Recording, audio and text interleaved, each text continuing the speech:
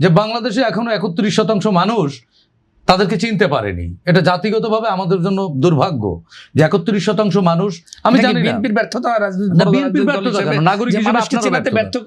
তাদের ফ্যাসিস্ট হওয়ার সুযোগটি আছে, কিন্তু এখন তাদের সিদ্ধান্ত নিতে হবে তারা ফ্যাসিস্ট হবেন কিনা। এবং আমি প্রথম দিন তো সরকারের, আমি আসলে নেগেটিভ কিছুই বলতে চাচ্ছি না, আমরা নেগেটিভ বলতে চাই, নেগেটিভ দিকে যেতেই চাচ্ছি না, আমি আসলে সমালোচনা করতে চাচ্ছি না, আমি আজকে সতর্ক করতে চাচ্ছি যে এই জায়গায় বিপদ আছে, আপনারা গেলে বিপদে পড়বেন। যেমন জাস্ট যদি 24কে স্মরণে রেখে সরকার পরিচালনা করে আজকের এই ক্যাবিনেট, তাহলে 2/3 না আরো বেশি যদি সমর্থন পেত তাও ফ্যাসিস্ট হতো না। কারণ কি, ফ্যাসিবাদের চূড়ান্ত পরিণতি হচ্ছে দল সহ গুম হয়ে যাওয়া। 71কে একটু বেশি করে স্মরণে রাখা উচিত। মানে 71কে স্মরণে রাখবে না কেন? 71কে তো সবার স্মরণে রাখা উচিত। বাংলাদেশ বলতে হলে তো 71 দিয়ে শুরু করতে হবে। আপনি এর মাঝামাঝি কোনো অপশনস আছে নাকি? 1971 সালের 26 মার্চকে যদি আপনি বাদ দেন তাহলে বাংলাদেশই তো থাকে না, এটা তো পূর্ব পাকিস্তান হয়ে যায়।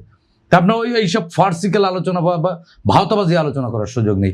বাংলাদেশ হিসেব করতে হলে 71 হিসেব করতে হবে। আর বিএনপি স্বাধীনতার ঘোষকের বিরুদ্ধে দল, সাংগঠনিকভাবে 71-এর বিরোধিতা করা জামায়াত ইসলাম এখন বিরোধী দল। হ্যাঁ, এটাই তো আমাদের জন্য দুর্ভাগ্য।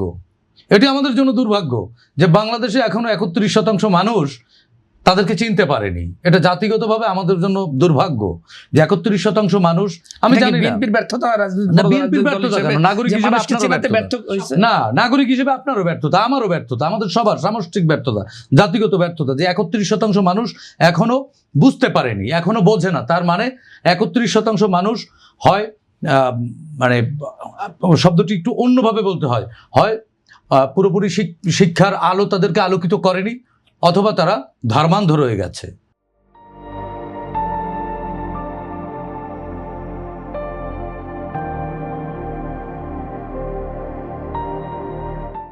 31% মানুষ যাদেরকে বেহেশতের টিকিটের ভয় দেখালে তারা কেঁপে ওঠে, যাদেরকে জাহান্নামের আগুনের ভয় দেখালে কেঁপে ওঠে, কেঁপে ওঠানো যায়।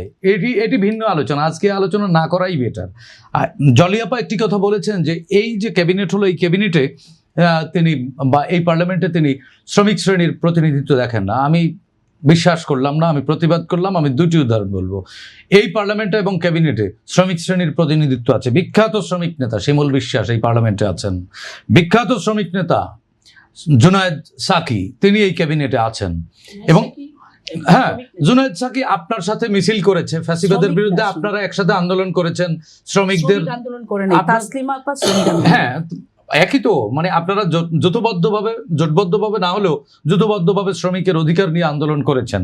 হ্যাঁ হ্যাঁ, সামষ্টিকভাবে এই ক্যাবিনেট এবং পার্লামেন্টে নারীর উপস্থিতি কম, যেখানে প্রায় 51% নারী ভোটার।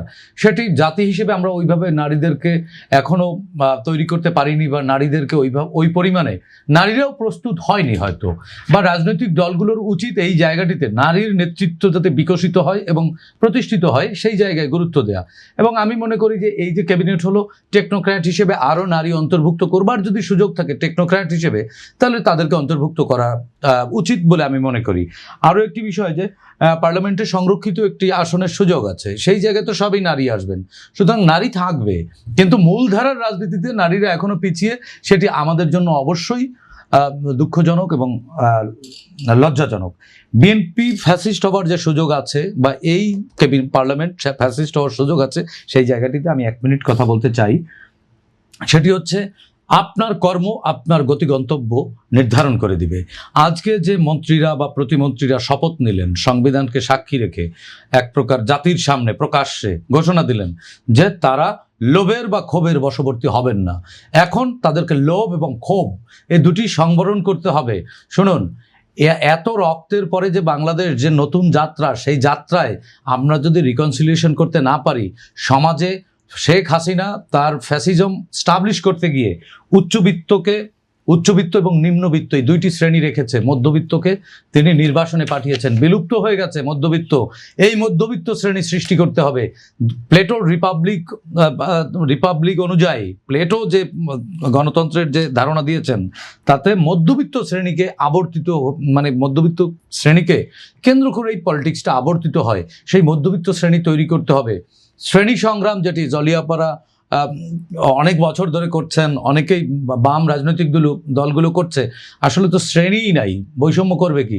শেখ হাসিনা তো একটা শ্রেণী করে ফেলেছেন, হ্যাঁ, শাসক শ্রেণী, আর হচ্ছে শোষিত, সবটা মিলে শোষিত, অলিগার্ক বনাম নিঃস্ব। আমাদের মাঝামাঝি একটা শ্রেণী তৈরি করতে হবে। সেই শ্রেণী নির্মাণ করবার জন্য এই সরকারের উপরে আজকে দায়িত্ব পড়লো। এবং দেখুন কি, মানে এই সরকার প্রথম দিনই কিন্তু পরীক্ষার মুখোমুখি হতে হবে। কালকেই রমজানের প্রস্তুতি, জলিয়াপাড়া নিশ্চয়ই কালকেই তেলের দাম, জলের দাম, গ্যাস, বিদ্যুৎ, এগুলো নিয়ে বাম সংগঠনগুলো নিশ্চয়ই মাঠে নেমে পড়বেন। পার্লামেন্টে বিরোধী দল আছে, তারাও কথা বলবেন। কিন্তু দেখুন 17 বছর ধরে কিন্তু বিএনপি বা এই ক্যাবিনেটের লোকজন জামাত তো আজই কথা বলেছে। কথা বলেছে, বলতে হবে, সরকারকে কথা বলতে হবে, সরকারের বিরুদ্ধে বলতে হবে, সমালোচনা করতে হবে।